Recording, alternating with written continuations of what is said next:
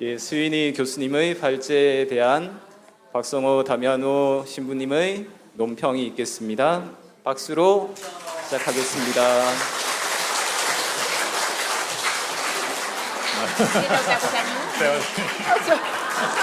How do I know? That's okay. So, okay. 네, 논평문을 이걸 다 읽으면 또 오래 걸리니까요.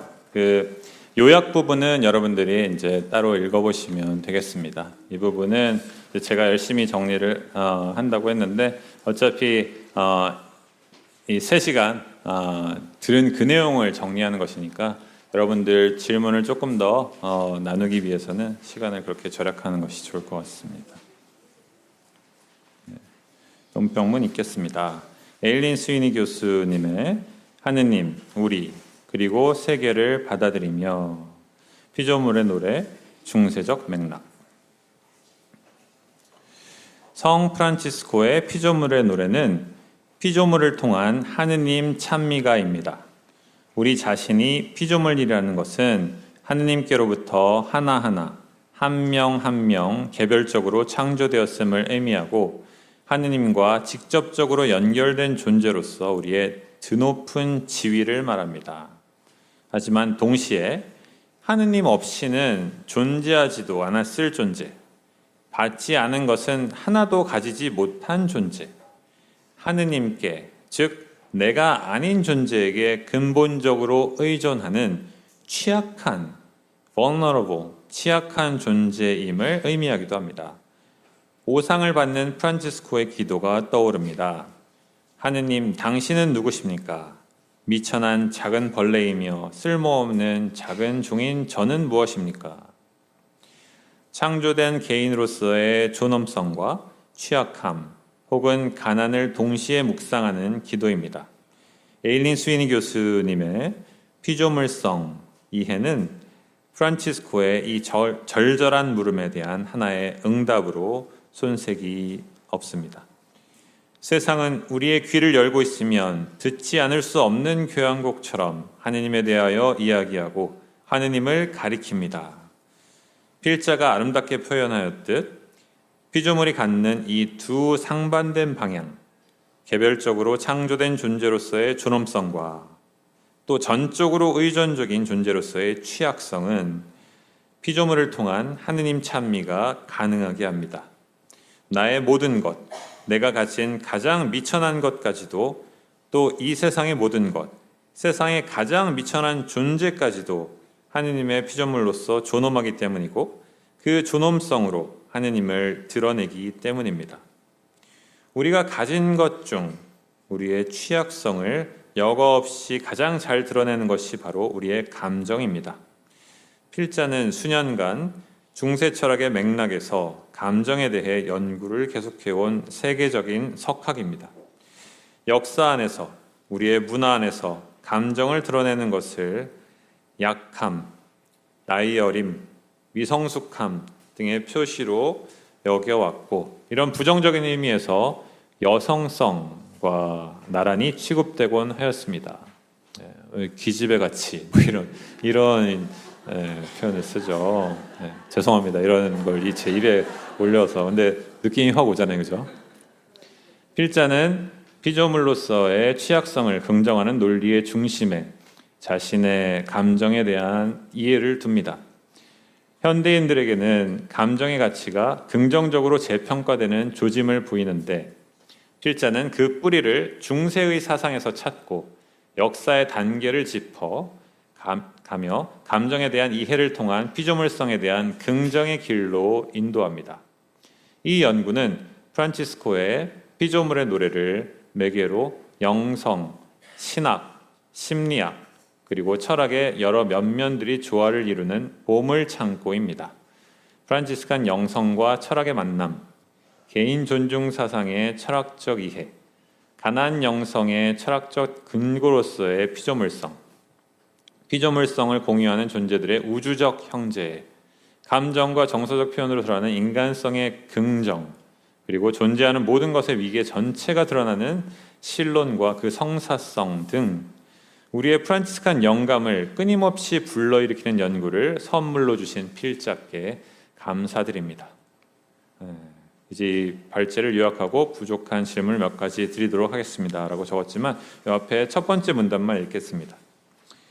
본 논문은 고대와 중세의 중요한 사상가들 안에서 개별자와 감정이 차지하는 철학적 위치를 시대별로 순차적으로 다루면서 특히 중세의 사상가들이 그리스도교 창조 신학을 통해 어떻게 그리스 로마 철학의 이성주의적 관점을 극복해 가는지 서술합니다. 필자는 피조물의 두 가지 측면에 끊임없이 초점을 맞추며 논의를 이어갑니다. 이는 개별성과 감정입니다. 첫째로 개별 피조물들을 그들이 가진 보편 성질에 의해 이해하는 것이 아닌 개별자로서 이해하고, 둘째로 우리의 피조물성을 드러내는 감정을 넘어서야 할 것, 이성적 자아와 분리해야 할 것이 아니라 나의 일부로 온전히 받아들이는 것은 존재하는 나 자신을 피조물로서 받아들이고 모든 타인을 형제 자매로 받아들이는 피조물의 노래, 즉 창조주 하느님께 올리는 찬미입니다. 그래서 이제 이 뒤로 제가 플라톤과 아리스토텔레스, 아우시누스, 안셀무스, 토마스 아퀴나스, 보나벤투라, 그리고 요한 둔스 스코투스와 베드로 요한 올리비, 이 과정을 통해서 어떻게 스위니 교수님께서 이 개별성과 감정 이것들을 긍정하고 존중하는 방향으로 철학사가 발전해 가는지를 짚어주시는 것을 제가 요약하였고, 이것이 이제 그리스도교 신앙 그리고 프란치스칸적인 신학 이 두 가지가 어떤 뭡니까? 이것이 이제 전환점이 되어서 지금 우리가 받아들이고 있는 어떤 감정에 대한 긍정적인 면 이것들로 발전해 갔다라는 그런 내용들을 말씀해 주셨습니다. 그러면 제가 바로 제 질문으로 들어가도록 하겠습니다. Did you ask one already? Did you ask the first question? Okay. First question. 내가 감정을 긍정하고 나의 일부로 받아들이는 것은 나를 포함한 모두의 피조물로서의 취약성을 받아들이고 그들을 당위적 틀에 넣고 판단하기보다 있는 그대로 인정하는 것과 연결된다고 이해합니다. 그렇다면 그 다음 단계는 무엇입니까? 취약성이 더 이상 취약성이 되지 않는다는 것입니까? 취약성을 인정하게 되면 그 취약성이 더 이상 취약성이 되지 않는다는 것인가요? 혹시 이 시점에서 나의 발전을 이야기하면 또다시 취약성을 받아들이지 못하게 되는 것이 아닌가요? 라고 이제 제가 영어로 이제 드렸거든요. 첫 번째 질문에 대한 답을. The first question. Okay. So he asked what the next step would be, and I think the next step after vulnerability is compassion. And the next step after that is community. And that is community rather than hierarchy. That is, rather than I'm better than you or you are better than me. And that's, is that enough? Yeah. 그래서 제가 이제 취약성을 받아들이는 것, 이것이 이제 첫 번째 스텝이고, 첫 번째 스텝에서 이제 다시 두 번째 스텝은 이제 compassion이라고 하죠. 그 사람들에게 이제 어떤 동정을 가지고, 동정심을 가지고, 동정심이라는 게 이제 아래로 내려다보는 것이 아니라 그 사람이 어떻게 그러한 감정을 가지게 되는지를 이제 이해하는 거죠. 그 다음 단계는 이제 커뮤니티라고 하셨어요. 커뮤니티는 이 우리가 속하는 뭡니까? 공동체죠. 공동체 안에서 그들과 가지고 있는 그 관계성을 생각하고 내가 그 안에서 차지하는 그 위치들을 생각하는 거. 네, 그것이 이제 두 단계라고 말씀하셨습니다. Can I say something? Up to that question? Okay, good. So the next step after that is action, and that is to help those who suffer, and that would include even oneself. And the idea that recognizing your vulnerability would mean that you don't try to act or grow or make yourself better doesn't, in other words, that's not the view that I have. And I think what it means is that I want to be better and work to be better so that I can be with and for others. Now, sometimes this is taken as a kind of self-sacrifice, right? I give up myself for the other person, or a kind of denial of self. But I think if we are fundamentally relational, that is, if we are fundamentally with and for others, then me becoming better is me becoming a better friend. Me being a better philosopher is me bringing others to philosophy. There isn't any point in my doing philosophy by myself or being virtuous by myself.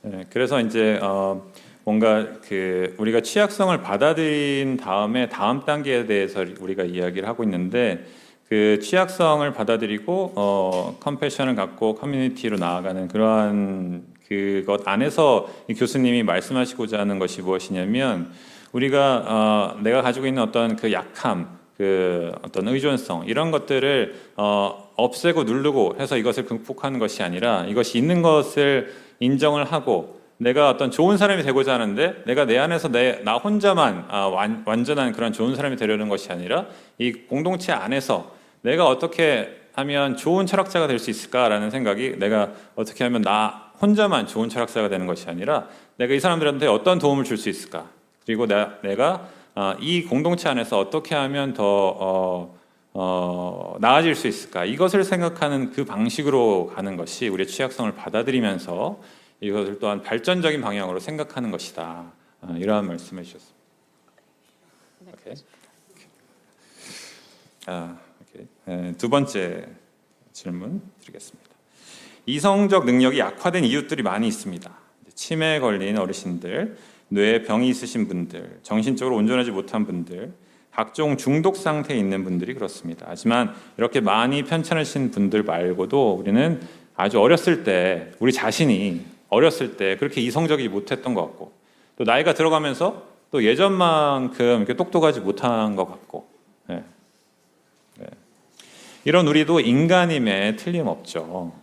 그래서 저는 예전부터 인간을 이성적 동물이라고 정의하는 것에 그런 아리스토텔레스가 탐탁지 않았습니다. 그래서 교수님 강의를 들으니까 다른 정의도 가능할 것 같은데 인간에 대해서 그래서 교수님 인간을 어떻게 정의하십니까? So I have two parts of an answer to this. And first is that I want to define rational in a much broader sense than we usually do. I have a good friend who's a teacher of philosophy, and she cared for her sister with Down syndrome to the end of her life. And Maria always said to her students, of course my sister is rational. Of course she has feelings, a sense of herself. There's no question about it. And part of the reason we make that a question is that we're thinking of rationality in a very narrow and modern sense, that rationality is about making calculations or solving physics problems. And that's really a modern Western view of reason and quite narrow. But a being, is that enough maybe? Should I stop? Should I stop so you can translate? Are you continuing the first one? Yes. Okay, go. Keep going, okay. People can be better or worse calculators, but that doesn't make them more or less rational. They are rational because they are human, and their rationality is not just sort of reasoning in a narrow formal sense, but it's about having a sense of oneself, of wanting to set one's own preferences and goals. So that the idea of that what counts as real rationality or knowledge is not just having a bunch of information. It's about having knowledge about values, what's good for me, and having that as part of being rational, and having the will, Thomas Aquinas calls a rational appetite. So it's the combination of our rationality with our judgment of good, with our desire for the good, that is part of this bigger picture of being a rational being. 그래서 이제 그 이성적이라는 우리의 관념을 조금 확장해서 생각할 필요가 있다라고 말씀하십니다. 우리가 이제 제가 질문한 그 방식으로서 이성적인 것은 뭔가 우리가 뭐 수학 문제를 푼다든지 어떤 과학적인 것을 이해한다든지 이러한 것들을 이제 이야기를 하고 있는데 이제 지금 학교에 같은 동료분이 따님이 다운 신드롬을 앓고 있는 그런 이제 따님을 가지고 계신 그 선생님이 계시는데 그분이 이제 물론 내 딸이 이성적이다라고 이렇게 이야기하시는 그러한 것들을 이제 이야기하시면서 이성적이라는 것이 이제 우리가 뭔가 어려운 문제를 푼다든지 아주 복잡한 생각을 한다든지 그런 것 물론 이성적이지만 그런 것뿐만이 아니라 내가 선으로 나아간다든지 어떤 나한테 좋은 것을 선택한다든지 이것을 먹고 싶다 이것을 먹는다고 결정한다든지 이러한 것들도 다 이제 포함하는 것을 이성이라고 우리가 봐야 되고 토마스 아퀴나스 같은 경우에는 그러니까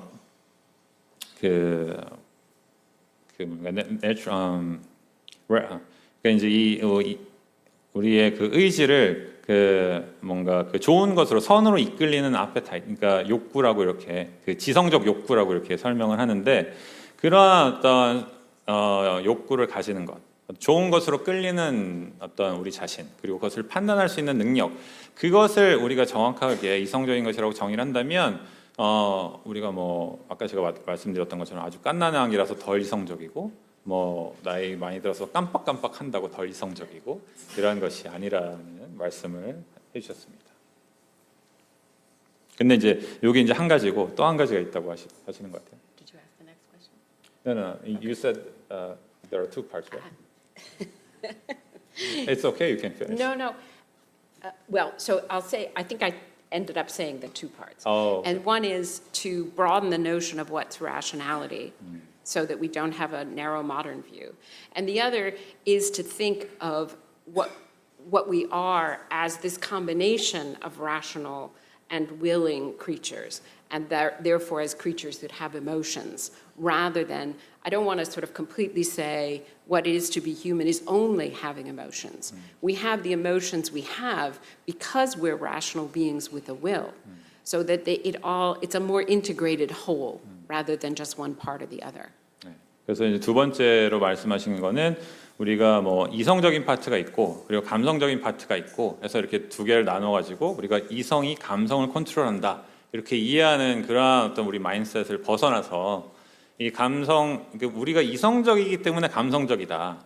아까 올리비가 이해한 것처럼 자유롭기 때문에 이제 감정을 가지고 있다라는 그러한 어떤 차원에서 우리를 하나의 그 통합적인 방식으로 이해할 필요가 있다. 그렇게 되면 이제 우리가 어떤 이성에 대해서 좀 더 잘 이해할 수 있고 그 통합된 그 이성에 대한 그 생각을 가질 수 있다.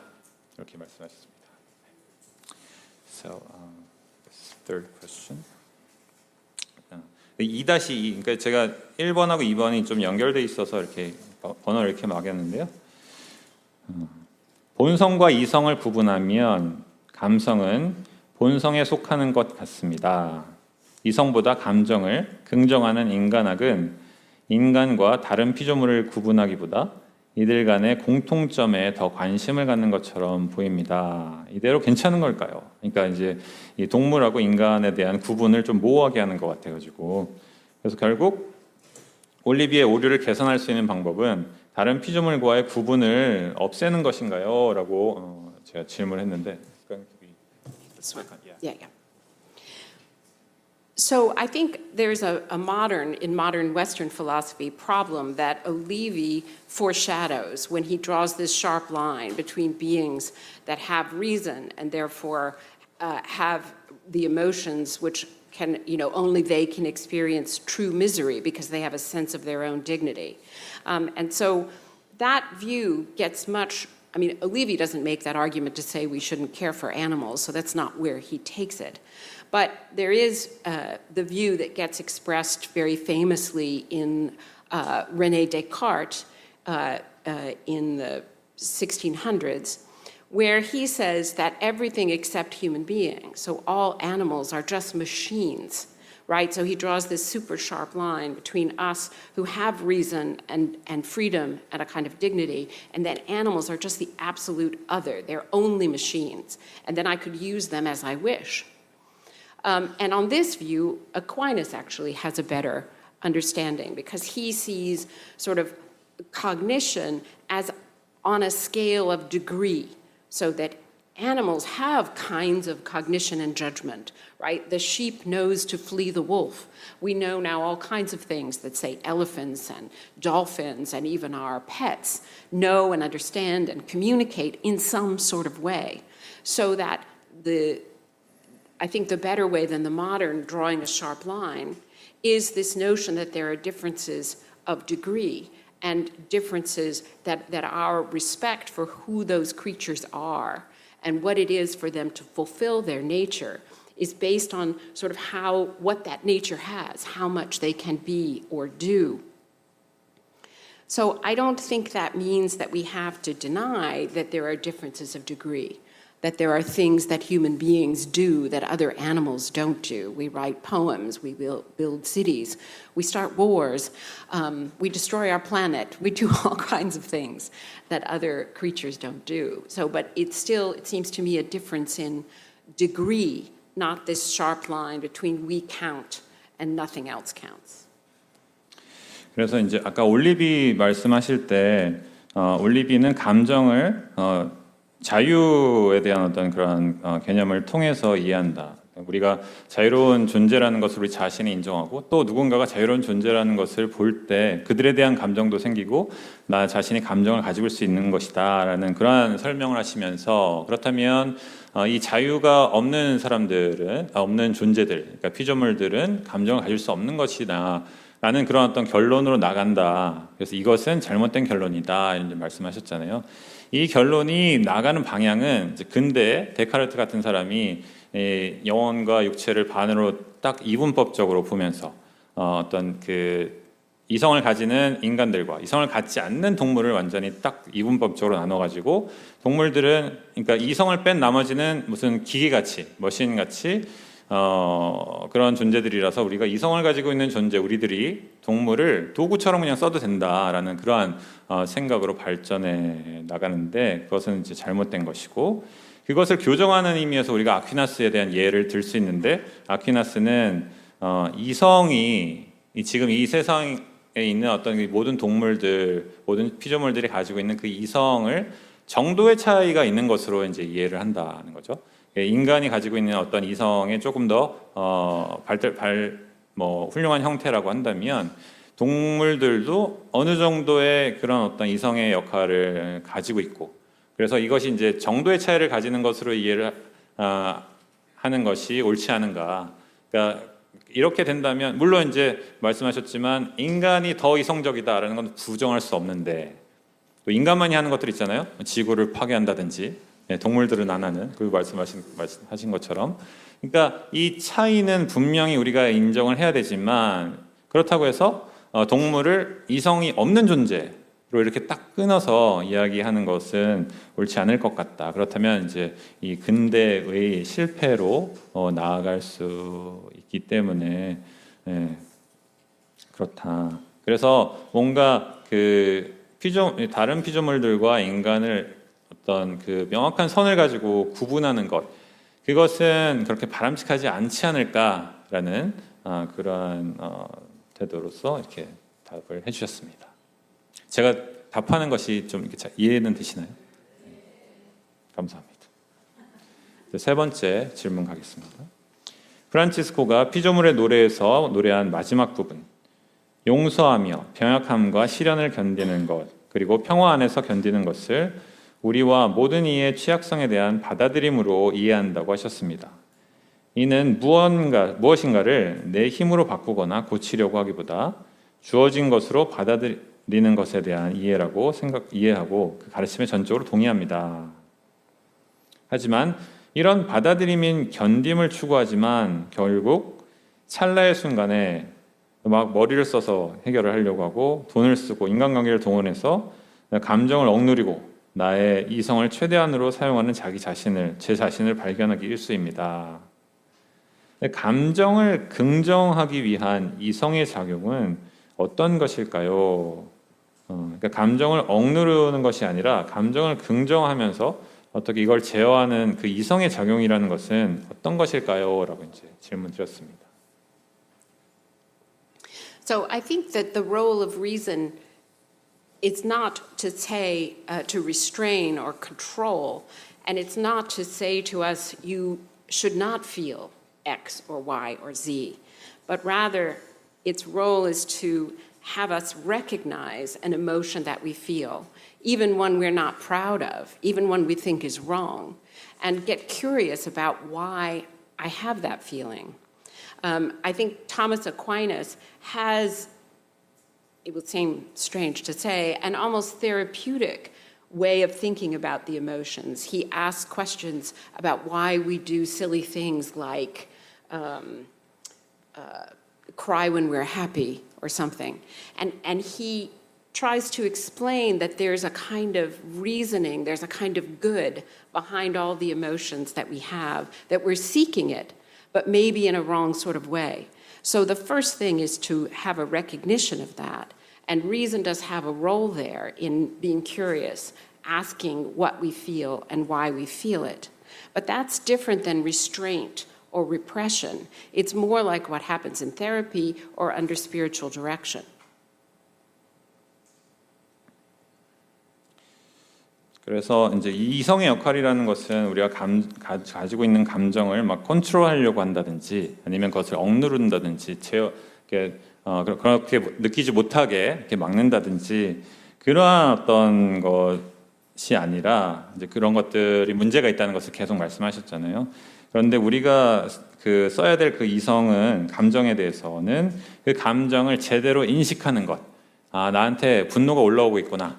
나한테 내가 지금 이 슬픔이 너무 크구나라는 것을 제대로 인식하는 것. 그 인식하는 것이 첫 번째고 그 인식함으로 해서 이제 그 감정을 긍정적으로 받아들일 수 있고 그 다음 스텝은 토마스 아퀴나스가 이제 묻는 질문처럼 왜 나는 이러한 감정을 느끼는가를 이제 이성적으로 이제 차근차근 생각을 해보는 거죠.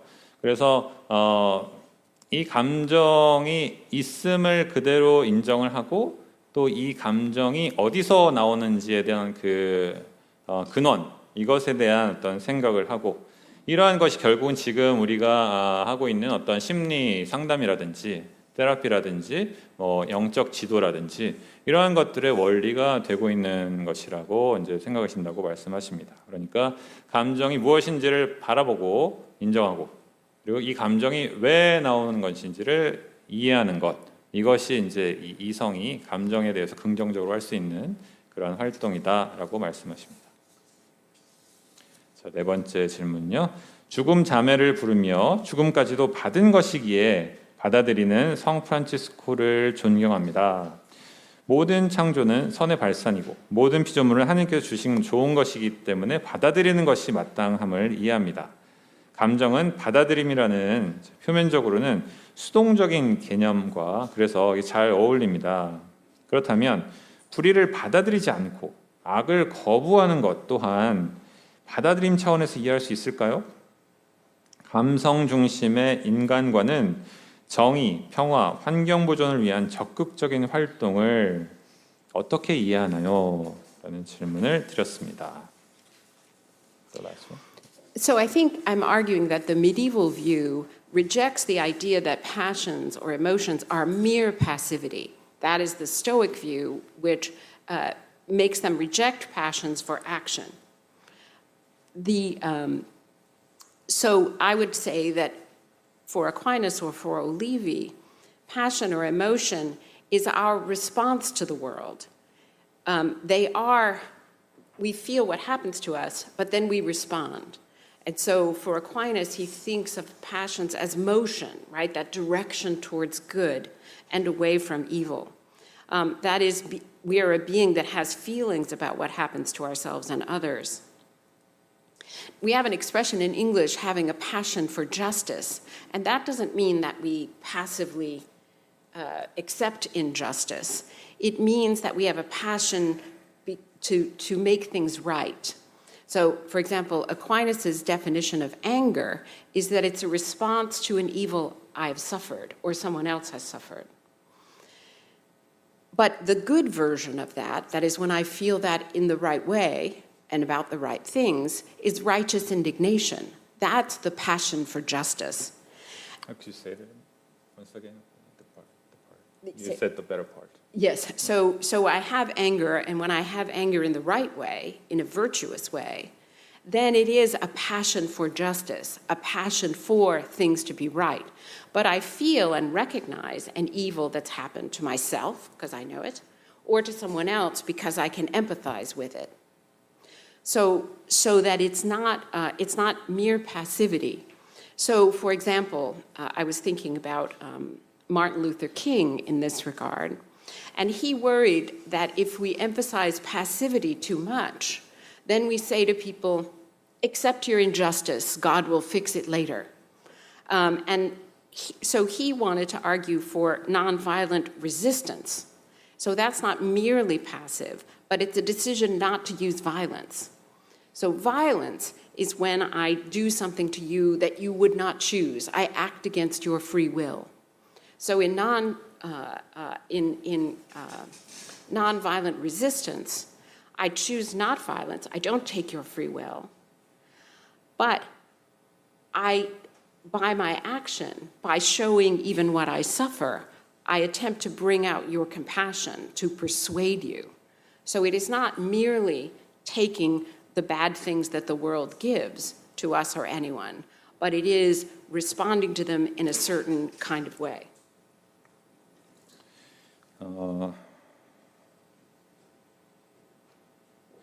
그래서 이제 중세 그 사상가들이 생각하는 방식으로는 이제 스토아주의들이 이야기하는 방식이 이제 단순히 감정들은 수동적인 것이다라고 이야기를 했고, 이것에 대해서 오늘 우리가 이제 같이 들었던 이 중세 사상가들은 그것에 동의하지 않았다라고 말씀하시면서 감정이 단순히 수동적인 것이라고 생각하는 것은 이제 잘못된 생각이다라고 이제 제 생각을 고쳐주셨고요.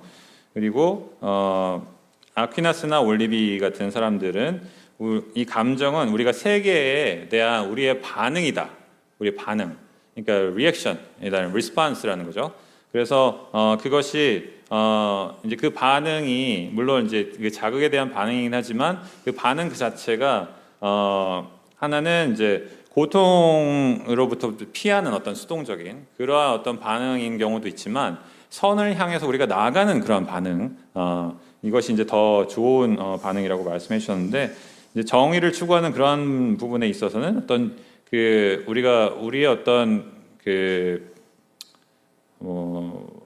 어떤 불이한 어떤 상황 때문에 우리가 당하는 그런 고통, 그것으로부터 피하기 위한 어떤 반응으로 감정이 올라오는 경우도 있지만, 어떤 좋은 것으로 향하는 그런 어떤 긍정적인 그런 방향으로서 우리의 감정이 올라오는 그러한 경우도 있다. 그래서 이것이 단순히 수동적인 것만은 아니다. 이런 말씀해 주셨고, 그리고 이제 마틴 루터 킹이라는 사람이 있잖아요. 그 미국의 이제 흑인 목사님이면서 이 흑인 인권 운동을 했던 그러한 이제 지도자가 있었는데 비폭력 저항 운동을 이제 이야기했습니다. 그러니까 우리가 뭔가 불리한 상황에서 폭력적으로 저항한다는 것은 내가 그 상대방의 자유의지를 쓰지 못하는 방향으로 우리가 나의 힘을 행사하는 것이잖아요.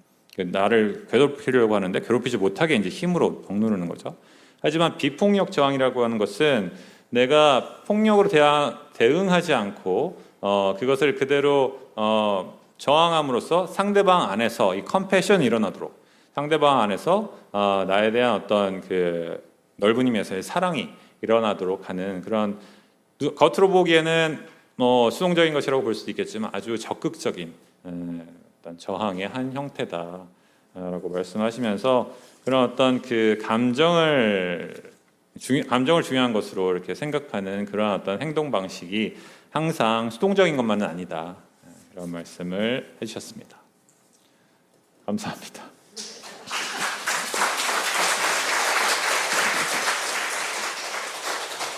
그러면은 질문들에 대해서 질문들은 이제 PDF 파일로 형제님한테도 보냈으니까 한번 확인해 주시면 좋을 것 같고요. 6개의 질문입니다. 181페이지 우리말로 된 첫 번째 단락입니다. 두 문장이 모순된다라고 생각하셔서 이것을 어떻게 이해해야 되는가 물어오셨습니다. 누군가를 용서하기 위해서는 먼저 우리가 피해를 입었다는 사실을 알아야 하고 그 잘못과 가해자의 행위를 인정해야 합니다. 이 부분에 판단이 들어간다라고 생각을 하셨고요. 이어지는 문장, 이는 가해자를 단지 가해자로 보는 것이 아니라 여기서는 판단하지 않는 것이 필요하다는 것으로 이해를 하셨습니다. 두 문장이 모순되는 것처럼 보이는데 어떻게 이해해야 할까요? 잠깐만.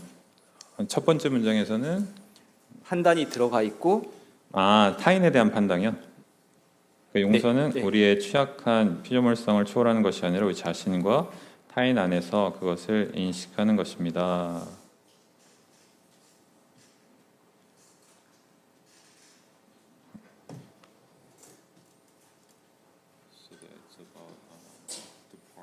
Uh-huh.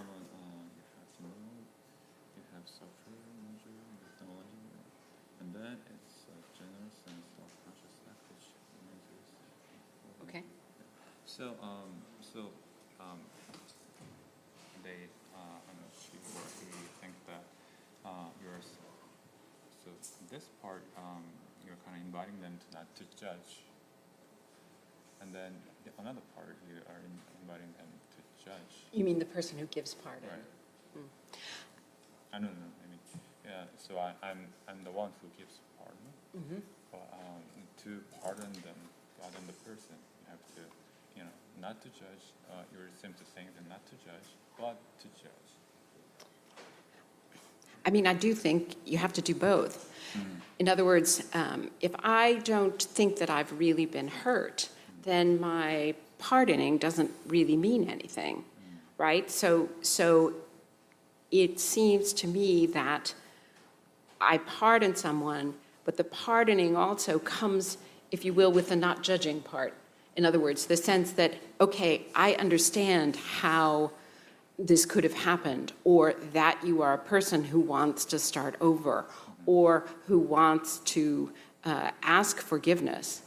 So I'm recognizing that part. But it seems to me I have to really recognize that there has been a wrong. There was, maybe that's too complicated an example. Can I say it? Yeah. 그래서 이제 이 상대방을 판단하는 것, 그리고 상황을 판단하는 것, 하고 이제 판단을 멈추는 것, 이 두 가지를 다 해야 되는 것이 아닌가라는 말씀하셨는데, 일단은 내가 누군가를 용서하려면 내가 상처를 입었다는 그 사실을 알아야 되잖아요. 상처를 입었다는 생각도 안 하는데 누군가를 용서할 수 없는 거니까 그 상황에 대한 판단은 해야 되는 것이고, 그런데 또 용서를 할 수 있게 되려면 그 사람이 그러한 행동을 할 수 있는 그 상황 자체를 인정함으로써 그 사람의 어떤 그 행동 그 자체를 받아들임으로써 그것을 이것이 잘한 행동인지 잘못한 행동인지를 판단하지 않는 그러한 것도 있어야 되는 것이 아닌가. 그러니까 일단은 그 상황 자체를 있는 그대로 판단하고, 그리고 그러한 어떤 나에 대한 어떤 상처나 해를 가한 그 상대방에 대한 그 행동을 이제 인정하는 쪽으로, 판단하지 않는 쪽으로. 그러니까 이제 이게 사실 모순되는 것처럼 보이지만 두 가지 다른 행동을 두 가지 다른 그 뭡니까? 에스펙트 측면에서 이렇게 이야기하는 것이죠. Is it okay? I think that's enough. Yeah. 네, 안셀무스의 감정과 관련된 부분입니다. 154페이지고요.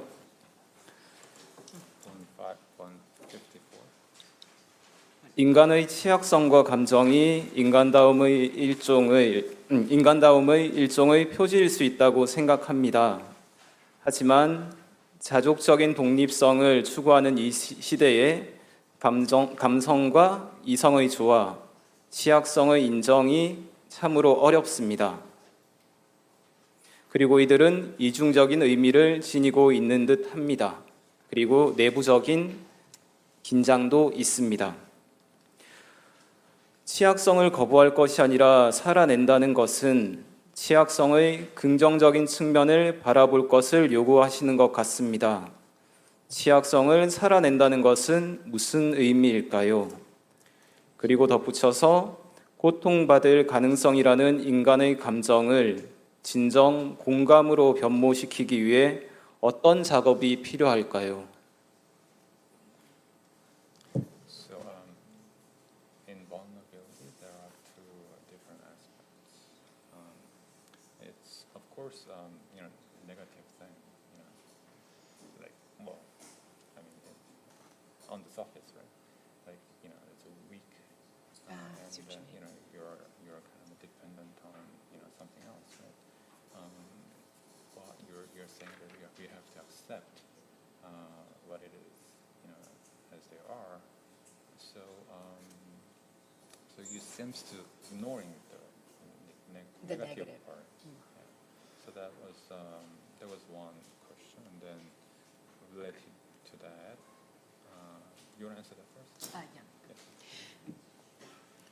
So I think, I'm trying to think how I want to say. It isn't that I'm ignoring the negative part. It's just true that I can be injured and hurt. It's just true that I can get sick and die. And so it may be that there's a certain sense in which those are negative. I wish they weren't true, although I'm not sure. I wish they were. But anyway. But it's just a fact. So the problem is not that the fact is negative and then I can try to overcome it. It seems to me the problem is always, and that's how we are inhuman to ourselves and others, by trying to pretend that we don't have those vulnerabilities. Does that make sense? 그래서 이제 취약성이라는 것이 이제 부정적인 부분도 있고, 지금 이제 이것을 긍정적인 것으로 생각해서 계속 받아들이자라고 이제 말씀을 하고 계시는데, 취약한 것이 사실은 좋은 것 같이 보이지 않는데, 이 부정적인 이 부분을 어떻게 해야 되는 것이냐. 물론 이제 질문에는 있지 않았지만 제가 제 생각에는 이 취약성을 무시하려는 것이 아니냐, 그러니까 부정적인 부분을 무시하려는 것이 아니냐라는 그런 질문을 제가 좀 받아들였는데, 그렇게 여쭤봤더니 그것을 무시하려는 것이 아니라 내가 취약하다는 그것은 그냥 뭐 옳고 그름을 다 떠나서 그냥 사실이다. 내가 그냥 취약하다는 건 그냥 있는 그대로의 사실이고, 이것을 뭐 그러니까 이제 큰 문제는 이것을 부정하려고 했을 때부터 문제가 생겨나기 시작한다. 그러니까 있는 그대로의 사실인데 내가 취약하다는 것, 이것을 이제 부정하면서 이것을 이게 나한테 없었으면 좋겠다, 이렇게 생각하는 그러한 그것 안에서 이제 문제가 시작되는 것이다. 그래서 이것의 어떤 부정적인 부분 혹은 긍정적인 부분, 이런 것을 생각하는 것을 다 떠나서 이것은 그냥 있는 것으로 받아들이는 그런 방향이 좋겠다라고 했는데, 제 생각에는 두 번째 그 부분도 좀 질문이 답이 된 것 같아요. 그죠? 이제 어떻게 하면 이 취약성을 받아들이는 방향으로 우리가 생각할 수 있을까, 그죠? 네. 예, 세 번째 질문입니다. 156페이지 가장 아랫부분인데요. 156. 도미니칸과 프란치스칸 사상이 대척점에 있는 것처럼 보이지만 그들 안에 서로 상보성이 있다고 주장하고 싶습니다. 부분입니다. 도미니칸과의 상보성 부분에 대해 존재, 문제 차원에서 추가적으로 설명, 비교될 수 있는 지점, 존재 이해 차원에서의 비교와 상보점이 궁금합니다. So, although you didn't read this part, you said Franciscans and Dominicans have something that they can, give to each other. Yep. Right. So, in terms of existence, the concept of existence or metaphysics of being, if you can, give, brief explanation about how they. Thomas Aquinas on existence? So I mean, Franciscans and Dominicans, how they not object to each other, but just saying the same thing. Sure. So I don't think they say exactly the same thing, and I talk later about how Bonaventure and Aquinas simply disagree on this question of the eternity of the world. But I think that they each have something to tell us about what it is to be a creature. And that Aquinas brings what Aristotle has to tell us about that into a Christian context, so that he sees the value of the material individual, its intelligibility, as giving it value. And that brings in something that's important for how we think about a creature and what it is to be a creature that Bonaventure and Scotus are also working on. So, and in that sense, it may be a different emphasis. So I tried to make this clear later. That is, so Aquinas and Aristotle talk about the material individual as having value and intelligibility. Aquinas talks about how we are souls in bodies. We are united with our bodies. We're not just souls running around, so that we really are that matter plus form. The Franciscans bring in to sort of say, yes, but don't forget about, Aquinas didn't, but Aristotle didn't think this, that don't forget that that individual of matter and form is also the expression of the divine, so the eternal idea, and also intended by its creator to be that individual and not just a member of a type or species. So all three of those parts are an important part of what it is to think of us as creatures. Does that help? Yeah. 그래서 이제 이 존재에 대해서 이 도미니칸들하고 프란치스칸들이 완전히 똑같은 이야기를 하는 것은 아니지만 서로 상보적이다, 이러한 이야기를 한 그 측면에서 이제 이 우리가 아까 이제 말씀해 주셨던 그런 것들을 좀 요약해 주셨는데, 이제 이 피조물성이라는 이것을 이해하는 방식에 따라서는 이제 좀 다르게 접근하지만 둘 다 피조물성이라는 것을 중심에 놓고 이 존재에 대해서 설명을 하고자 한다. 이제 토마스 아퀴나스 같은 경우에는 아리스토텔레스 철학을 이제 발전시키고 이것을 이제 초월적 아리스토텔레스주의라고 이렇게 발전한다고 시킨다고 했었잖아요. 그래서 어떤 이 존재하는 이 개별자들이 뭔가 이 영혼하고 이 육체가 따로 떨어져 있는 것이 아니라 그것이 하나의 어떤 개체로서 존재한다는 것, 이것에 대해서 이제 강조를 하면서 이것이 이제 피조물들이 하느님에 의해서 창조된 방식이다, 이렇게 말씀을 이야기를 했고, 근데 보나벤투라는 이제 같은 피조물성을 이야기하지만 우리의 피조물성 안에서 우리가 보고 있는 우리 자신, 또 우리가 아닌 다른 피조물들을 바라볼 때 이들을 통해서 우리는 그 하느님께서 우리를 처음에 창조해 주신 이 신적 지성이 가리키고 있는 바를 볼 수 있고, 그리고 또 피조물을 통해서 하느님께 나아갈 수 있다라고 하는 그러한 측면에서 하느님과의 어떤 그 연결성, 이것들을 중심으로 해서 지금 우리가 볼 수 있는 이 존재들에 대해서 설명을 했다. 그러니까 이제 아퀴나스는 좀 더 개별성에 대해서 그리고 그러니까 이제 그 영혼과 육체가 하나가 된 이 어떤 그 하나 개별적인 실체에 대해서 이야기를 했다면, 보나벤투라는 피조물들과 하느님과의 어떤 연결성의 차원에서 피조물인 세상을 설명하려고 했다, 이렇게 설명하십니다. 네 번째 질문입니다. 신앙인들에게, 그리스도교 사상에 익숙한 사람들에게 피조물성, 이것은 그냥 기본으로 깔려 있는 것이죠. 그런데 신앙이 없는 이들에게는 어떻게 피조물성을 받아들이게 할 수 있을까요? 혹시 피조물성 없이는 개인의 취약성에 대한 수용, 유한자로서의 오판에 빠지지 않는 가능성은 없는 것인가요? So, if you have a faith, this creaturehood is something that you can, accept very easily, right? Very easily. You can accept the I concept of see, I creaturehood, see, if I you see. have faith in God, right? Right. But if you don't have faith in God, and if you don't, think God is in your picture, then how would you persuade the person to accept the vulnerability, or so that's the question. Okay. That's a hard question.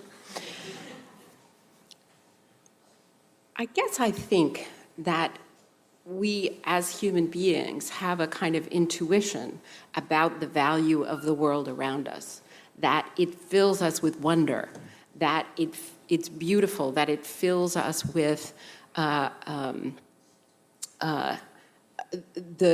sort of, I guess I'm saying the same thing, the wonder of the experience. So I think I wouldn't try to say, you should think you're a creature. I would start to say, how do you think about yourself and the world and your value? What is the worldview that would explain that intuition you have about yourself and your experience of the world as having inherent value? Because you need to have a set of principles or values or beliefs that supports that intuition that I think all of us have at some level. So I would go backwards. 그래서 이제 신앙이 없는 사람들한테는 이제 그들에게 다시 되묻고 싶다라고 말씀하십니다.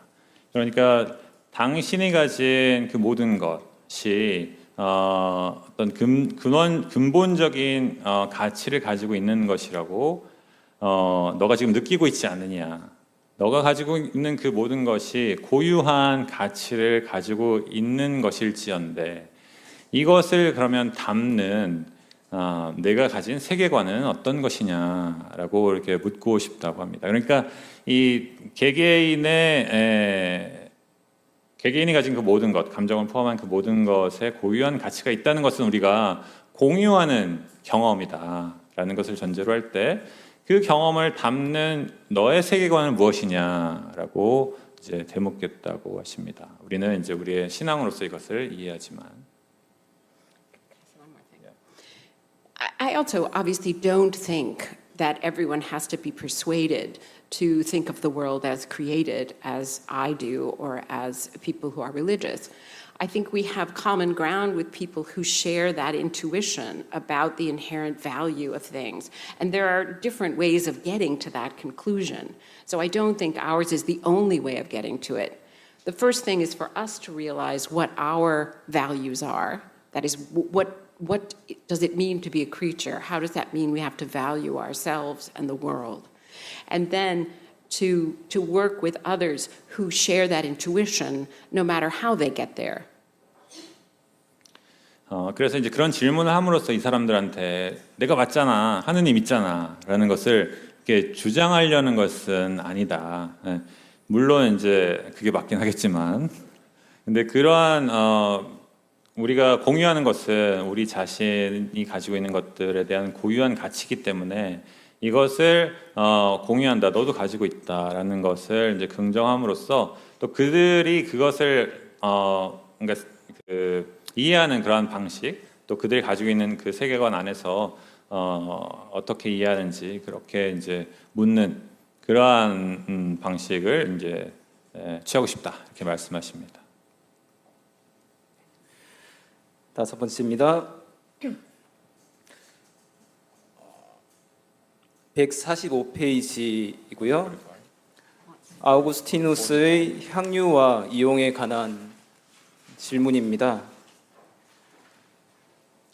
교수님의 설명에 일정 부분 동의하지만 동시에 아우구스티노는 같은 저서에서 하느님의 모상으로 창조된 인간에 대한 향유에 대한 언급도 하고 있고 아우구스티누스의 생애 말기로 갈수록 인간을 향유의 대상이라는 언급이 늘어나고 있습니다.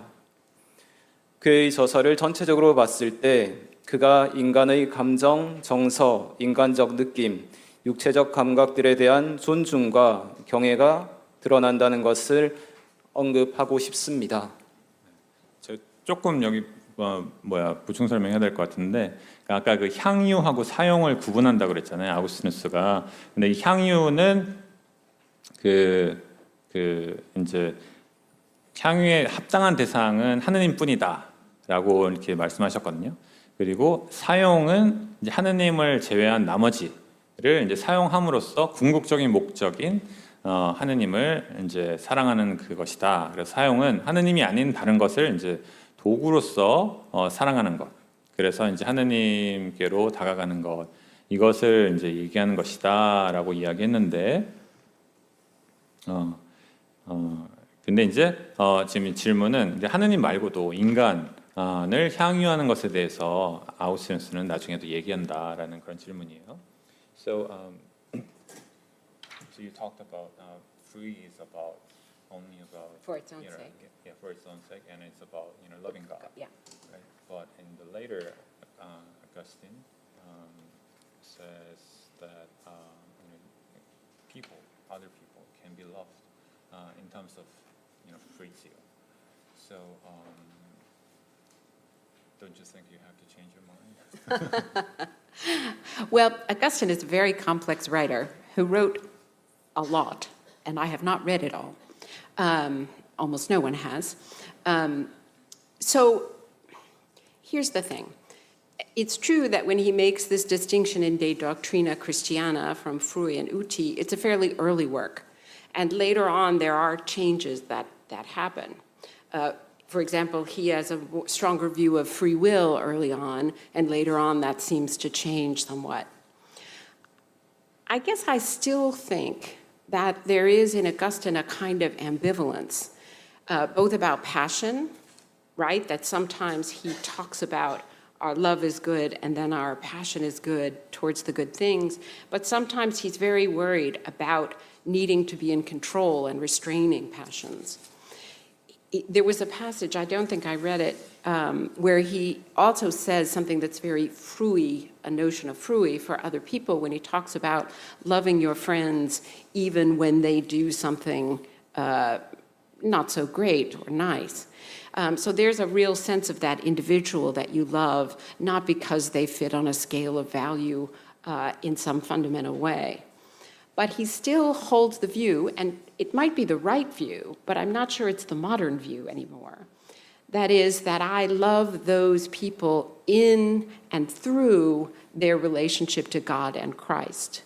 For good or for ill, in contemporary, at least Western society, we still think that I don't just love you because you're related to God or I want to bring you back to God. I love you as you, the particular person that you are. That's what we want from people. I'm going to tell a story. Anselm wrote letters to his monks, and he expressed really strong love for them individually and said how sad he was. And then he finished one letter and he said, "Oh, you can take this letter expressing my love for you and give it to all the other monks. I feel exactly the same way about them." The brothers were not happy about this. They wanted to be loved for themselves, which isn't contrary to loving people in God or as creatures, but it's still for them and who they are, not just because of their place or their relationship to God. 여기까지가 저의 한계인 것 같아요. 그러니까 일단은 이제 아우구스티누스의 저작은 정말 방대하고 그래서 첫 번째 이게 초반에 쓴 글하고 이제 나중에 쓴 글이 이제 많이 바뀌는 경우가 있습니다. 그리고 자유의지에 대한 생각도 초반에 쓴 그 자유의지론 같은 그러한 생각이 있었지만 나중에는 또 바뀌게 되고 지금 감정에 대한 것도 이제 말씀하셨듯이 이제 좀 여러 가지 큰 스펙트럼이 있다는 거 이렇게 이야기를 하셨고 네 거기서 제가 좀 뭔가 하나 맞아가지고 중간에 좀 이게 했는데 okay so I said Augustine has a big spectrum and change of their minds, and then but I didn't get the part, the letter. Okay, What was the letter? okay. Yeah. So it's not Augustine, but it's an Oh. example from Anselm. Anselm, yeah. So it's Anselm's letters. So he says to his brothers, I love you, I miss you so much, I'm crying for you. Yeah. And then he says, you can give the letter to everyone else in the room because I feel exactly the same about all of them. And so it's that doesn't quite feel like what our sense of being loved as an individual is. Right. And But so, how could I connect to frugality? yeah. So in other words, I think Augustine's sense of frui for other individual human beings is still a bit connected to loving people as or insofar as we're all on our way to God, rather than, I just love you as you. Maybe I can make a Franciscan point, right? When Francis, or when Bonaventure says that God shows himself in the creatures, he means that their very being expresses who God is, not just that they're in and of themselves. There is another way of seeing their being and their beauty as an expression of God, but just being them is enough. So you're saying that Anselm's point actually is the same with Augustine's. Yes. Okay. And then the Franciscan view, I think, moves away from it. Okay. 그래서 이제 안셀무스는 아우구스티누스를 공부를 정말 많이 한 사람이거든요. 그래서 안셀무스가 이제 대수도원의 원정이었는데 그 사람이 어떤 한 형제에 대해서 내가 얼마나 너를 사랑하는지, 얼마나 내가 너에 대한 감정을 가지고 있는지를 편지를 써가지고 준 다음에 그것을 다른 형제들한테 돌려보라고 했대요. 그러면서 이야기하기를 그게 내가 너희들에 대한 똑같은 감정이다. 그러니까 내가 이 사람한테만 딱 편지를 쓴 게 아니라 이걸 편지를 쓴 거를 다 돌려보라고. 그러니까 다 너희 각자에 대해서 내가 똑같이 그런 생각을 갖는다라고 생각했는데 이야기했는데 수사님들은 전혀 그것에 대해서 기뻐하지 않았다. 그럼 뭐 나한테 쓴 것도 아니네. 그런 생각이에요. 그러니까 이러한 어떤 마인셋이 아우구스티누스의 마인셋하고 비슷하다고 이제 이해를 하신다고 하고. 뭔가 하느님은 그 자체로서 그분을 사랑할 만하지만 어떤 사람에 대한 그러한 어떤 사랑을 뭐 이 향유의 차원에서 이야기를 하고 있지만 뭔가 정말로 개인 그 사람에 대한 그러한 사랑으로서의 사랑 하느님께 우리가 바친 어떤 그 하느님을 향유하는 그 사랑 그 대상 그 자체가 목적인 그 사랑으로 우리 인간들을 사랑하는 그 사랑을 이야기하고 있는 것은 아니라고 이해를 한다라고 말씀하시고 이러한 것에 반해서 이제 보나벤투라는 그러니까 우리 각자를 하느님의 피조물로서 사랑하지만 하느님의 어떤 그 은혜 안에 있는 존재로서 하느님의 부분으로서 사랑하는 것이 아니라 어떤 개별성을 가진 존재로서 프란치스칸들은 그 대상 그 자체가 가지고 있는 그 개별성을 인정을 하면서 사랑하는 것이라는 것이고 이것이 이제 그 안셀무스가 어떤 그 이야기했던 그 대상에 대한 사랑 이것하고는 이제 많이 발전된 형태 어떤 개별적인 대상에 대한 사랑이다. 그래서 결국 이제 답하시는 것은 이제 정말로 아우구스티누스에 대한 어떤 향유 이것은 하느님 그것에 대한 향유가 다른 사람에 대한 어떤 향유도 이야기하긴 하지만 다른 것이 아닐까라고 이제 이해하신다라고 말씀하십니다. 이분은 이제 안셀무스 연구에 대해서 이제 세계적인 철학자시거든요. 그래서 안셀무스에 대해서 얘기하는 건 저는 다 맞는 것 같아요. 아우구스티누스의 구원론과 둔스 스코투스의 구원론 그 비교 설명에 대한 인상을 적어주셨습니다.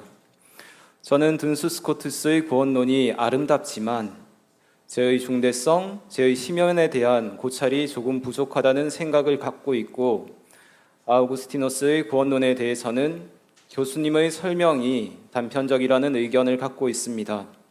아우구스티누스는 인간 죄의 실존적 측면을 그리스도의 극단적 사랑과 자비와 연결시켰습니다. 이 인상을 적어주시고 그 뒤에 어떻게 뭐 설명을 해주십시오 부분 없어서 혹시 질문을 더 보태실 것이 있으실까요? 저,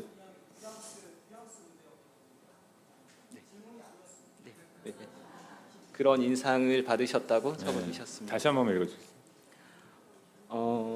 아우구스티누스의 구원론하고 든스코투스의 구원론을 비교하면서 교수님의 설명이 한쪽으로 좀 치우쳐 있다라는 느낌을 받았고 아우구스티누스의 구원론에 대해서 아우구스티누스의 구원론이 인간제의 실존적 측면을 훨씬 더 이렇게 잘 잡아냈고 그것을 극단적 사랑과 자비와 연결시키고 있다는 것이 언급되지 않은 것에 대한 아쉬움을 조금 표현하신 것 같습니다.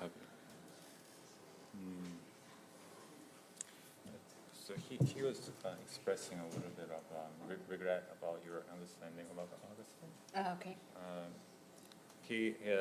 우리 교부학을 가르치는 교수님의 말씀이기 때문에 제가 이걸 제대로 이해를 하고 싶은데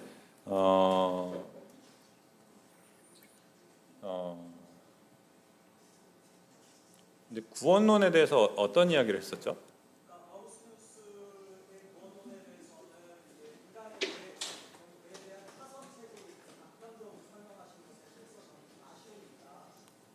인간에 대해 차선 죄를 보상하기 위한 어떤 차선책으로 그리스도가 왔다 뭐 이런 식으로 좀 단편적으로 설명이 된 것에 대해서 저는 좀 아쉬움이 있다. 플랜 B. 그거는 아퀴나스에 대한 이야기가 아니었을까요? 아우구스티누스 구원론과 그 두스코투스의 구원론과 이렇게 조금 매치시켜서 이야기하실 때 나온 이야기. 그래요? 저는 그 아퀴나스라고 받아들였는데, 그러니까 왜냐하면 그 복된 타시오 하는 그 부분 있잖아요. 그러니까 이제 죄 때문에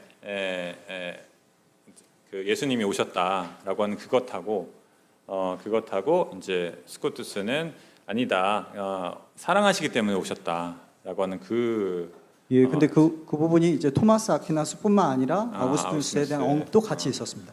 알겠습니다. Okay. So it's about Felix Guzman. Okay. Okay. Yeah, Jesus came because of our sin. Yep. That's one part. But Jesus came because of His love for us. So Augustine and Aquinas was on this part, and then Scotus was the other part, right? So he thought that this description was too Strong. strong. Yeah. I don't disagree with that.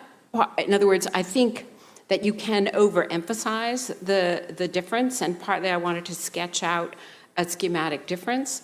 I don't think Aquinas says anywhere what Scotus does say, and that is the plan from the very beginning of the universe was for God to become human, to sort of make incarnation a thing that would have been part of the plan no matter what happened. So it is a kind of emphasis in Augustine, right, who says that it's a happy fault, but the fault is still somehow the reason Jesus comes. And Scotus, in a way, takes a quite strong view that it isn't because of the fault, but that it was always, that incarnation was always a plan, incarnation of God.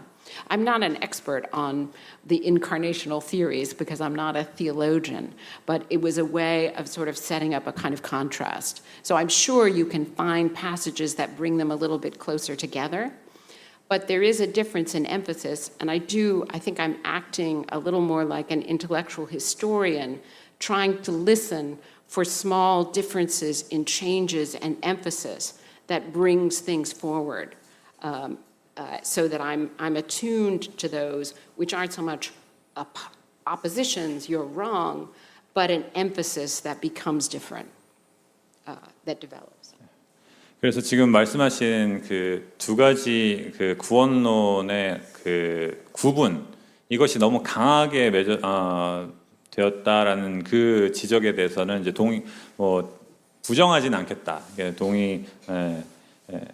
그렇게 이제 말씀을 하시지만 이 그 강조점이 다르다는 것, 이거는 분명한 것 같다. 이제 그러니까 스코투스가 이야기한 것처럼 아퀴나스나 아우구스티누스가 이 세상이 창조됐던 그 시점부터 예수님이 인간에 대해서 오신 것이 계획되었고, 그러니까 하느님의 사랑으로 육화되어 올 것이다라는 이야기를 아퀴나스나 아우구스티누스는 한 번도 한 적이 없다. 하지만 스코투스는 명시적으로 하고 있다라고 하면서 그 강조점은 분명히 다른 것 같다. 그러니까 아우구스티누스나 그 아퀴나스가 인간 죄에 대해서 이야기하면서 그 죄에 대한 어떤 구원을 위해서 이제 예수님이 오신 그 측면에 대해서 많이 이야기하고 있는 것도 사실이고, 스코투스가 이제 예수님 사랑에 대해서 이야기하는 것도 사실인데, 이제 물론 이것을 같이 통합할 수 있는 여러 가지 방법은 있을 것이라고는 생각한다라고 말씀하십니다. 그러면서 이제 덧붙이는 것이 신학자가 아니라서 이 부분에 구원론에 대해서는 전문가가 아니다라고 말씀을 하시긴 하셨습니다. 감사합니다. 예, 마지막 질문이고요. 가장 실천적인 질문일 것 같습니다. 태양의 창가 800주년임에도 모든 자연의 창조물이 우리 인간과 같이 자매 형제임에도 왜 아직도 프란치스칸들은 이 이웃과 자매 형제들을 존중하거나 사랑해 지키지 않고 있나요? 기후재해와 성장 발전 개발 등으로 학살당하는 이들을 우리 프란치스칸들은 작은 실천만이 아니라 큰 실천까지 해야 할 터인데 왜 말만 하고 적극적으로 행동하지 않나요?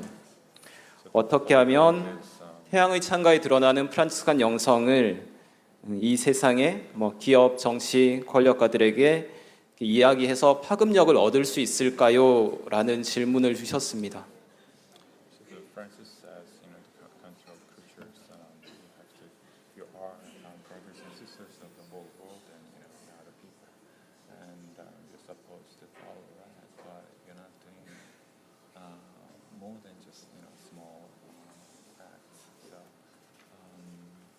Does this teaching has power, or why people don't act on what they know? Also another hard question.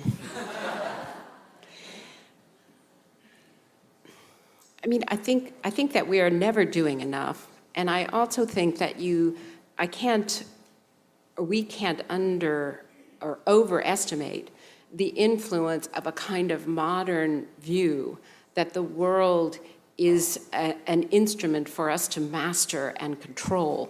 And I blame Western philosophy for this, and a Western attitude toward the world, again, as something to be conquered and controlled. And it's to the point where that culture spreads so far that in a way none of us are free of it. So that it takes a lot of work, and that we take small steps toward it. But we have to, it's almost like we've been brainwashed, and we have to undo that to make our steps. I think we can become overwhelmed by, well, we can't do enough, so we won't do anything. And I think humility is required, which is, I know it's not much, I know I'm not perfect, but I have to keep doing it. I have to keep trying. I have to have hope that our actions can move forward. Action requires humility. No one can do everything. And if you think you can do everything, it's a kind of arrogance, and then you will do nothing. So I think it's a really hard problem, and I think the West and the U.S.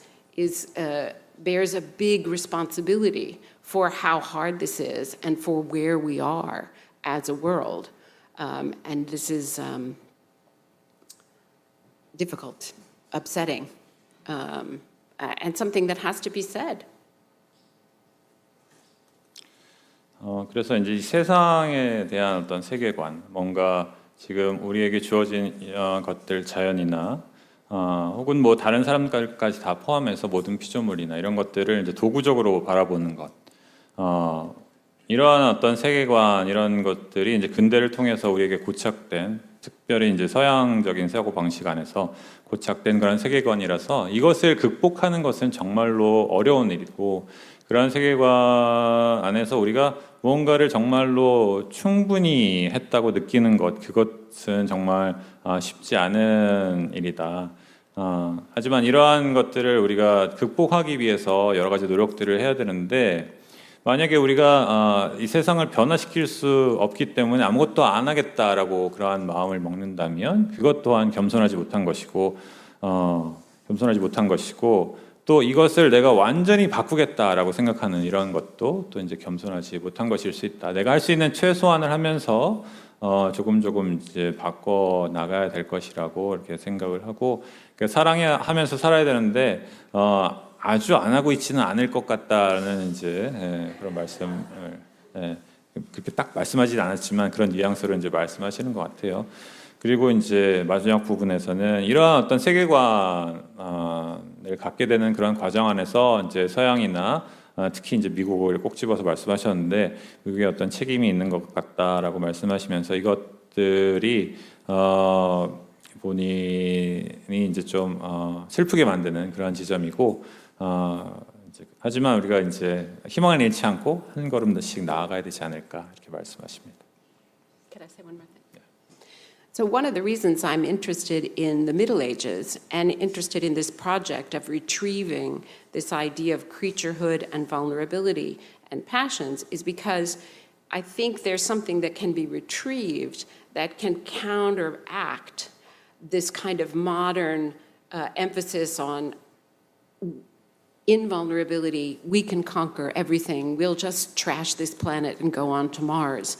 So you can find it in other non-Western traditions and come at it that way, but there are also resources within that tradition that I think we can retrieve and find that will help us. It's another, we speak to ourselves and to others in ways that can be heard. So we have to find what our voice is. 그래서 이제 이러한 세계관이 이제 내가 이제 정복하고 사용하고 그리고 이제 이 뭡니까 지구를 다 이제 써버리고 화성으로 간다 이런 어떤 그 마인드셋이잖아요. 뭔가를 정복하는 그런 어떤 서구적인 그런 근대적인 마인드셋. 이것을 이제 극복하는 방법이 동양이나 다른 세계에서 이렇게 올 수도 있겠지만 그 서양 전통 안에서 이것을 이렇게 회복하는 그런 방법으로서 지금 이제 공부하고 계시는 이러한 거, 피조물성이라든지 그 뭡니까 취약성에 대한 이야기라든지 이제 감정에 대한 이야기라든지 이러한 것들에 대한 공부가 이제 중세 철학적인 그 맥락 안에서 이렇게 뭔가 좀 엇나간 이 세계관을 고칠 수 있는 그러한 방법이 되지 않을까라는 희망을 가지면서 그러한 부분에서 이제 열심히 공부하고 계시다 이렇게 말씀하십니다.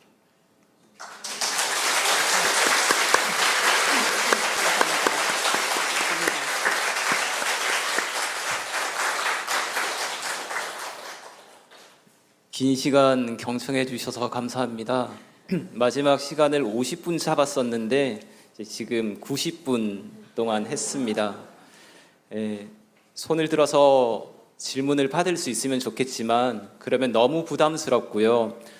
혹시나 나는 이걸 꼭 물어야 되겠다라고 하시면 프란치스칸 연구소에 연락을 주시기 바랍니다.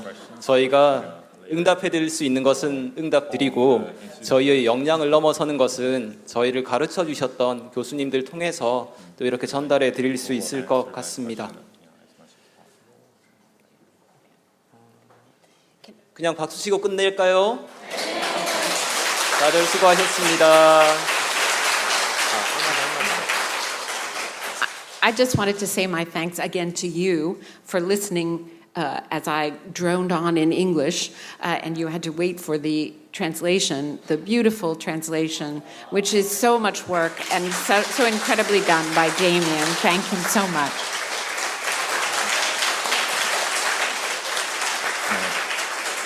네, 여러분들 그 영어 듣는데 쉽지 않으셨을 텐데 이렇게 들어주셔서 감사하다는 말씀 하시고 또 저는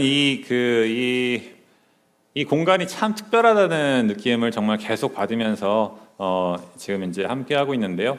이 정말 그 세계에서 진짜 가장 뛰어난 중세 철학자 중에 한 분을 이 자리에 모시고, 그리고 그 높은 학식을 우리가 이제 좀 모두가, 물론 이제 여러분들은 그 평균 이상의 지성을 다 가지고 계신 분들이긴 하지만, 그렇게 이제 이해할 수 있는 그러한 방식으로, 그러한 언어로 계속 바꿔가면서 또 이제 영어를 한국말로 바꾸고, 이러한 어떤 그런 과정 안에서 이 어려운 것을 이해하고 좀 더 존재의 깊은 그런 의미를 이해하고자 하는 이 노력 자체가 너무 아름답고 참 그런 시간이라고 생각했습니다. 여러분들께 정말 감사드립니다. 감사합니다.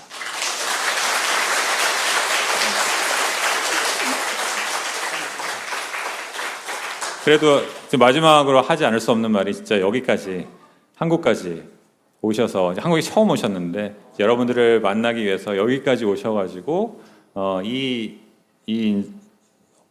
엄청난 글을 이제 써주시고 여기 와서 발표해주시고, 또 이 어려운 과정을 통해서 여러분들께 이 생각을 전달하고자 애쓰신 스위니 교수님께 Thank you so much for being here. I'm all the way from the U.S. Thank you. Writing this wonderful book.